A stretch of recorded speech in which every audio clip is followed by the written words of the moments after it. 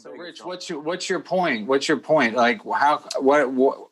I'm saying it's hard. Like when you're watching something like that, because you're seeing, in my opinion, some great comics and some, comics that you really respect. Then you see these other people, you're going, how did it happen again? How are they on? It's jealousy. It's definitely jealousy. Yeah, but I don't know. You got to name names because I don't know. I didn't watch all of it yet, but I'm just curious. Like, I just thought it was lame because it didn't really capture how like exciting the Comedy Store was back in the day, because Letterman's acting like it's beneath him to talk about it. Like he's doing everybody a favor. And with this stupid beard, I was talking to Louie about it, and Louie thought the same thing. Basically, like, we both like kind of worship Letterman, but then it's like, the fucking beard and the like, and then Mitzi, he's just, I mean, he got lucky. He was in the right place at the right time to get the fucking TV show because he wasn't that good. I mean, his stand-up was always like mediocre. A lot of stand-up they show on the show is mediocre. Yeah. Like so the point is they don't capture the essence of the fucking, like Mike Binder walking around looking all old and he's looking like a ghost. And then, and then he talks to Bill Burr. He goes, Bill Burr, who has a great podcast. Everybody has a fucking great podcast. Yeah. Who gives a shit? Everybody has a podcast. You give yourself a podcast.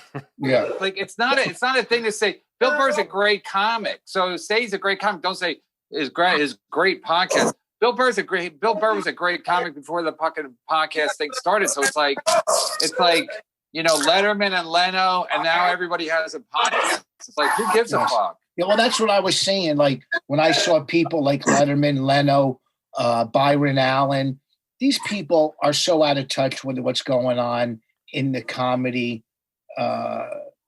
They just made it dull. I just thought it was dull, and I thought it'd be like, the Comedy Store had like everybody went through the Comedy Store, like everybody from the LA, Kinnison and Leno and Letterman, all those guys, and fucking Jim Carrey. So, but they made it seem like dull. I don't know how they made it seem dull, but it helped that. Yeah. I mean, for me, when Neil's in it, it's going to be a little dull, but it was like, it was amazing to me. But I'm like, how could you make it? Would be like doing something about the Comedy Cellar, and be like, and make it dull, like have people walking around and be like, oh, this is where they used to sit. And then you don't have everybody talking about it like it's like a pain in the ass for them, and Letterman's doing everybody a favor. It's just fucking stupid. Well, also too, when you see somebody like Belzer was a Catch a Rising Star act. He wasn't a Comedy Store act. Right. He was from Catch. And so many of those big acts. Pryor didn't start at the store. He started in New York, or maybe but he helped put the store on the map. Because he would always plug it when he was on the Tonight Show. I mean, basically, it was all through the Tonight Show because everybody knew the Comedy Store because it was plugged on the Tonight Show nonstop because every comic. They didn't have comedy clubs back then, really. Yeah. So they all said they worked at the Comedy Store. So for them to make it dull was kind of, I thought was embarrassing. Well, even they made the strike dull, which like the strike was a big deal because comics weren't getting fucked. They weren't getting paid. And then that fucking piece of shit, Buddy Hackett saying that they shouldn't get paid. Why should they not get paid? They can't even give him $25 when Mitzi's making a fortune. And she can't give the comics $25. And Buddy Hackett, I don't know if he's dead, but I hope he dies soon. He's dead. He died. When I saw that, I'm like, what a piece of shit to be on the Tonight Show saying, why are they getting paid with this fucking fag accent? I think he was a fag.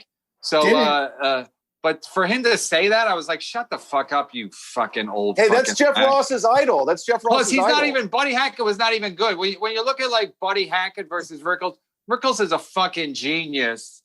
And Buddy Hackett was like Jeff Ross, a one-trick pony. I don't know what the trick was, but he was a one-trick pony. Buddy Hackett had a kid doing comedy, Sandy Hackett.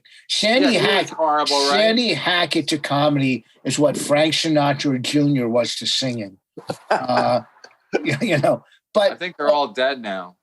I don't know if Sandy Hackett is. I don't know. But first of all, I remember Whoopi going on TV or on The View or something saying, everybody steals or you could steal, and they, on one episode, they, and not that I'm sticking up for him in any way, because I don't respect he's a thief. But they attacked Carlos Mencia, which, okay, but they didn't go after Robin Williams, you know, when they were talking about stealing, you know. So, you know, and maybe they did offer Mencia a chance to rebuttal or come back, and he said, "Fuck no, I don't know." Oh, but, so they I didn't get to that part. So they shit on Mencia, but then they didn't give his take on it. Well, no, but they could have asked him. The mistake Mencia made was he was forthright about him stealing, and he was like, well, you know, I'm great, and he basically was not. He had no remorse about it. Robin Williams was never. Robin Williams always acted like it was accidentally. He accidentally stole while he was improvising. Yeah. Chad, we're probably gonna have to fucking cut you loose because this moving and noise is driving me up a fucking wall.